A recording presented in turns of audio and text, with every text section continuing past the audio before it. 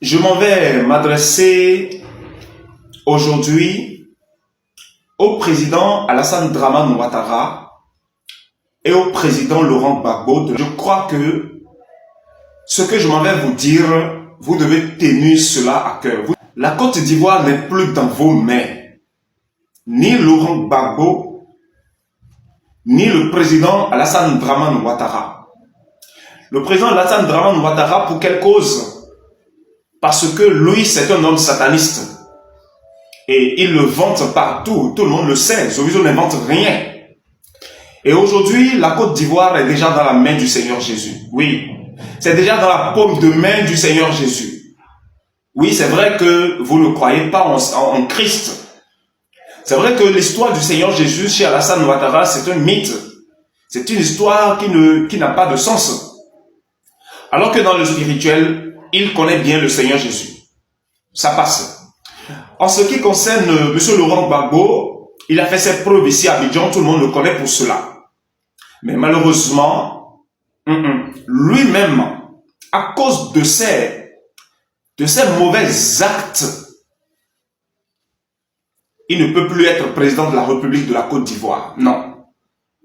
Non pas parce que Dieu le déteste, mais parce que Dieu n'aime pas faire les choses à moitié. Dieu aime faire les choses de façon pleine. Écoutez encore bien, je dis, M. Laurent Gbagbo ne sera plus le président de la Côte d'Ivoire parce que Dieu n'aime pas faire les choses à moitié.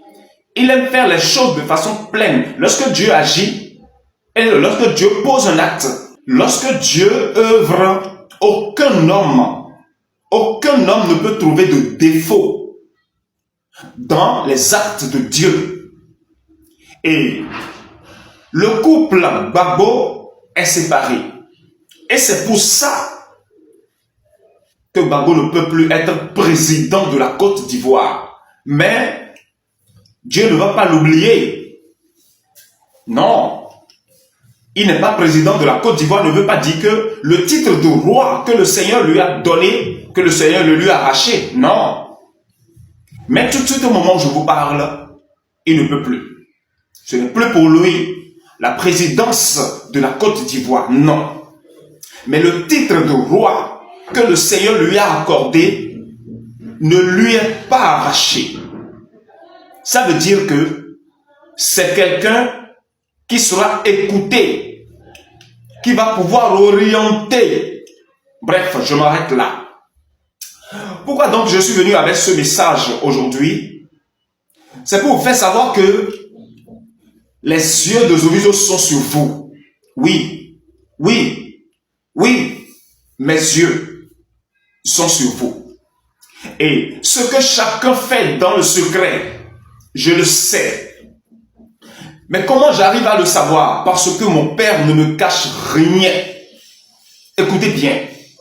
Et aujourd'hui, si vous le vouliez ou pas, les élus de Dieu, c'est-à-dire mes frères bien-aimés, mes élus, ceux qui sont dignes de pouvoir s'asseoir à ma droite et à ma gauche, sont déjà prêts pour le travail.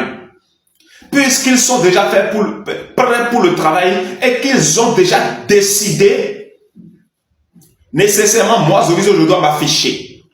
Et si moi, je m'affiche, c'est que le règne de Satan est achevé éternellement. C'est ce que ça signifie.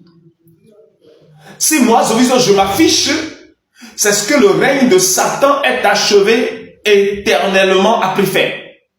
C'est ce que ça signifie. Ainsi, sachez que je vous ai dit la vérité. Ceux qui sont en train de courir, de faire les marches, de faire ceci, de faire cela, arrêtez ça. Arrêtez de vous faire paraître en public. Arrêtez de poser des actes qui vous causent des pertes. Arrêtez.